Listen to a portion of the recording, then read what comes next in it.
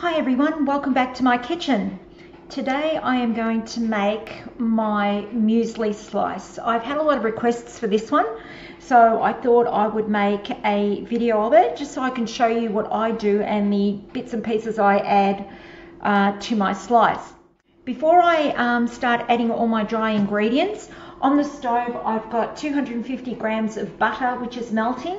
I'm just about to go and add a cup of caster sugar and 2 tablespoons of honey because I need that to incorporate and for the sugar to melt down, and then we'll get back onto the dry ingredients. So I'll be back with you again shortly. Right, back again everyone. I just wanted to show you that today I am using a beautiful creamed honey. So 2 tablespoons of creamed honey went into my melting butter and my caster sugar, but sometimes it really just depends. If you want a bit of a different taste, I use Tasmanian leatherwood honey, or I've even used lavender honey. So it really comes down to, you know, jazzing it up a bit just to give it a bit of a taste. Okay, so while that's all melting on the stovetop, I'm going to start adding my dry ingredients. So we begin with 2 1/4 cups of rolled oats. Go straight into my bowl.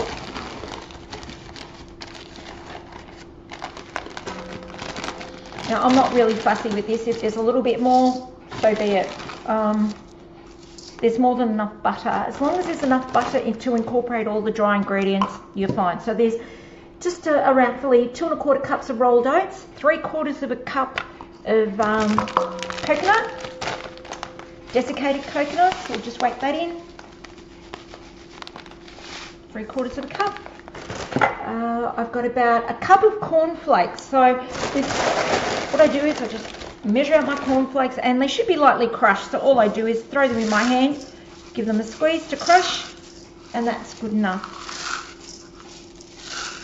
Okay, right, cornflakes in. Now we'll add 1/3 of a cup of flaked almonds. I'm just going to grab my measure. 1/3 of a cup of flaked almonds goes in. I love doing this slice. It's one of the easiest and quickest slices that I've got, and the taste is just amazing. Okay, so the almonds are in. I need a teaspoon of mixed spice. I'll just grab my teaspoon here.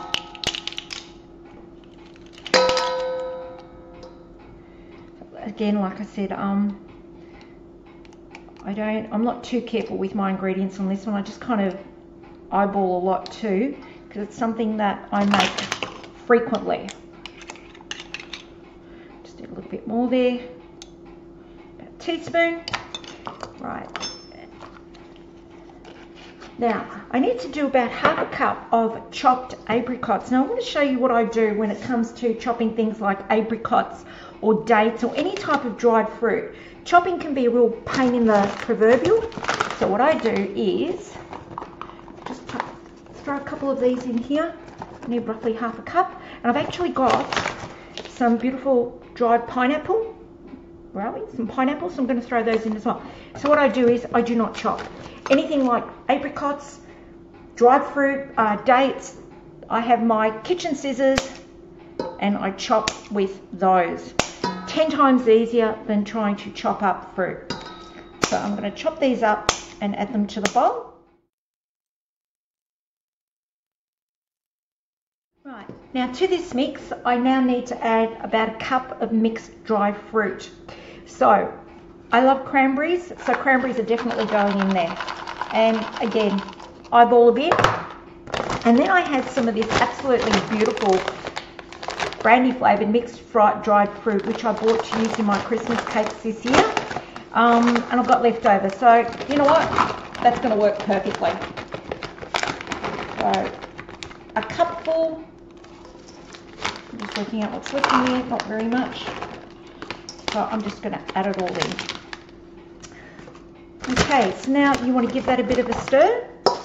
Just mix those ingredients together.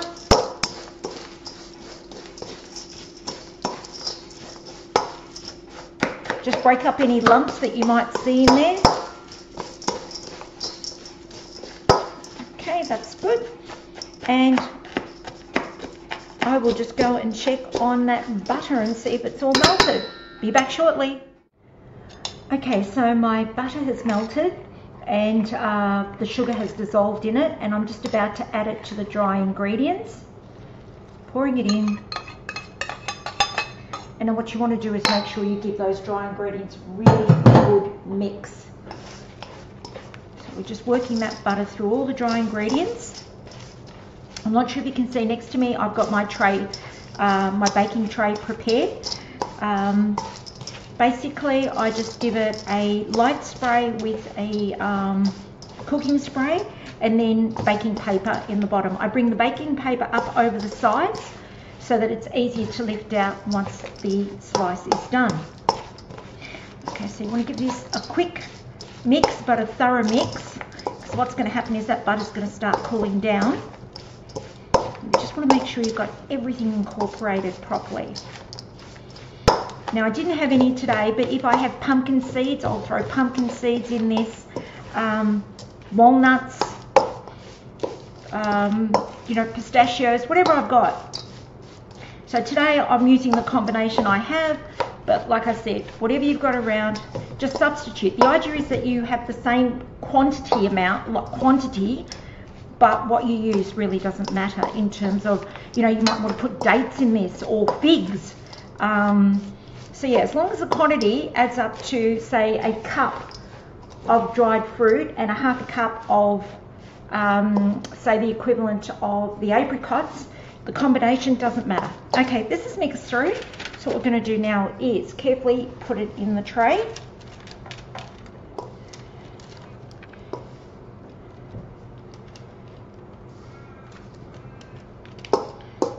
Like so, hopefully without making a mess. Okay, that's it. And then what you want to do is you just want to push it out into the corners and push it down. Try and even it out as much as possible. It smells beautiful. The smell of that honey, very nice. Okay, so you just want to keep pushing it out. You want to level this off. So a bit of patience. And pressing it down firmly. Very important, you must press it down firmly. I have a small rolling pin and it comes in really handy. You need to get a sharp knife and you need to score it. It just helps for when it comes out of the oven, rescoring it again or cutting it into pieces. And what you want to do is score it. So you just want to put your knife marks into it, but you don't want to go the whole way through, just like this. Just to give you a basic idea of where those slices are going to be. Right, so once you've scored it, I pop it onto a baking sheet. Because what I have noticed is sometimes it will tend to bubble over. So at least if it's on a baking sheet, the mess stays where it is, not in my stove. And now this will go into an oven, 160 Celsius, and it'll be there. It takes roughly about 40 to 45 minutes, but what I do is I'll keep an eye on it. In my household, the boys like it crispy on the outside, so sometimes I let it go a little bit longer. They like that burnt look to it. So really, I'd say, 40 minutes, keep an eye on it, and then it's really up to you. So I'll see you all later when this is cooked. Hi everyone, welcome back. As you can see, my slice is now cooked, and I'm not sure if you can see the tray. If I can show you, I will show you why I always put it on a baking sheet. As you can see, it makes a bit of a mess. Okay, so I end up cooking my slice for 5 minutes over the 40-45 minutes. So this was in the oven for 50 minutes to get that crispy, darker edge. And then I've taken it out of the oven and I've had it sitting for about 15 minutes. Just so it could start cooling down, the butter will cool down and it starts to solidify. So at this point now what I'm going to do is I can see my score marks, and now I am going to actually cut through the slice all the way through the bottom of the dish. Just do this carefully. It is still very, very hot at this stage. But what I'll do is I will now cut it up in slices.